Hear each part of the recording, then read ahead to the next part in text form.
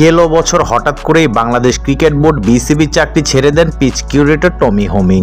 বোর্ডের সঙ্গে বনিবনা না হয় তিনি বিসিবির চাকরি ছেড়েছিলেন, তবে দ্বিতীয় দফায় আবারও বাংলাদেশে এসেছে হোমিং। আগামী 2 বছরের জন্য বিসিবির টাফ ম্যানেজমেন্ট উইংয়ের প্রধান হিসেবে যোগ দিয়েছেন তিনি।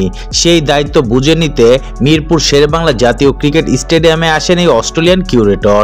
মিরপুরে আসার পর প্রথমে একাডেমির মাঠে যান, মাঠ কর্মীদের দেন প্রয়োজনীয় নির্দেশনা। এরপর চলে যান মিরপুরের মূল মাঠে। সেখানে গিয়ে দেখেন উইকেটের অবস্থা। সব মিলিয়ে প্রথম দিন ঘুরে ঘুরে সবকিছু পর্যবেক্ষণ করেছেন হোমিং।